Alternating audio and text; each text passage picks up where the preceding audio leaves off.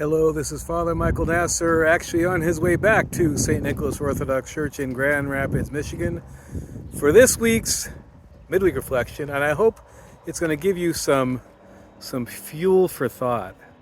How's that for a background? Yeah, fuel for thought. Really, my theme is how to prepare and have a good confession. But by the time I'm done, I think you're going to realize that whether or not you're preparing for confession, and I hope you are, but whether or not you are, actually what I realized is preparing for a good confession and having a good confession is the same thing as preparing and having a good life. So this might be a little bit longer because I got 6 things I want to hit.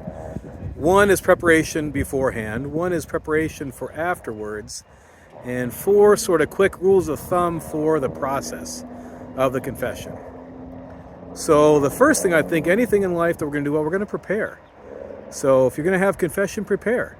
Find a list of questions from a prayer book or a website that's preparing for Orthodox confession. You'll find lots of ways that help us understand what it takes to have a good confession, meaning we got to know what we did.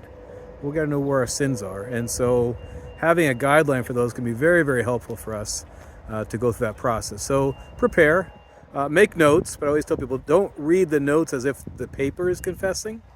Let the notes refresh your memory so you can come in and off those notes as reminder to you, offer your confession. That's the preparing part. Now, the 4 parts during the confession I want us to all think about is 2 of them we want to elevate and 2 of them we want to lower. And let's talk about what we want to lower. And the first thing I want to mention is let's lower the storytelling. Now, when you're coming to confession, God doesn't need to hear the backstory. The priest doesn't hear the backstory, doesn't need to know why it was a reasonable thing for you to do at the time. As little detail as possible at setting up the scene as possible. And also, I think as part of that, really trying to lower the drama. Sometimes I think that we think a good confession means that we are just in anguish over our sins. I think we should have remorse. And if the anguish is real, that's fine. But to try to generate it and feed it, I think is really unnecessary and in some ways distracting. So lowering the storytelling, lowering the drama. Those are the 2 things I think is to lower. What I think we want to do also is to raise our commitment.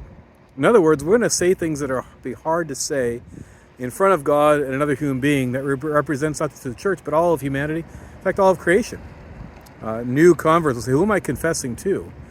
And I say, you're confessing to the universe. You're confessing to God. You're confessing before the priest, but to everybody. And so having the commitment to say those things, and then to say them very simply by raising your responsibility. In other words, every confession should sound like I blank. I lied. I cheated. I stole. I lusted. No more specificity than's needed to be meaningful, but no less to make it meaningful either. Just what needs to be said with taking the responsibility. I did this.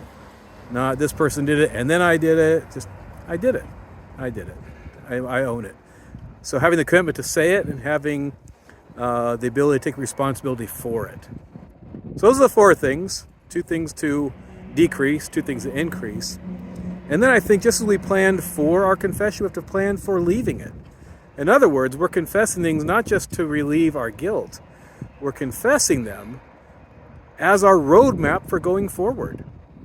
Everything we're confessing the idea of we're not going to go back there. Now, we're not going to play fortune teller and say, well, I think I might go back there, so I'm not going to confess it. No, plan not to repeat it. Plan to go forward from it. And then, more than likely, we'll do that more often than we have perhaps in the past. So kind of using confession as a roadmap for going forward. So that's it. A way to go in prepared, a way to come out prepared to go and live our lives from that confession. 4 things in there, 2 things to decrease, 2 things to increase. Lastly, I would say, as covering all of this, is confession is an act to God. It's not just a personal act. It is a personal act, but it's an act before God. And therefore, if confession makes us more accurate about ourselves, which it should also bring us more accuracy about God. And we go to confession not because we don't know which God is going to show up or how judgmental he's going to be. we know the loving, merciful God is going to show up, because that's the one that's always around us, that's always there. And I think confession gives us one of the greatest opportunities to see that love and mercy in ways that we don't when we're not quite as honest before Him and before others. So I hope that's a great way to help you prepare for confession. I hope you use those. I hope you find them valuable.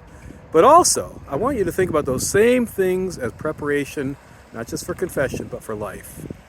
If we can prepare more for the things that we face, lower the drama, lower the storytelling, raise the commitment, raise the responsibility we take by saying, I did this, and then leaving with a plan to go forward and improve, especially learning from our mistakes. So, before this truck backs into me, I'm going to wrap this up. I hope you found this helpful. If so, please share it with your friends. God willing, we'll see you next week's video.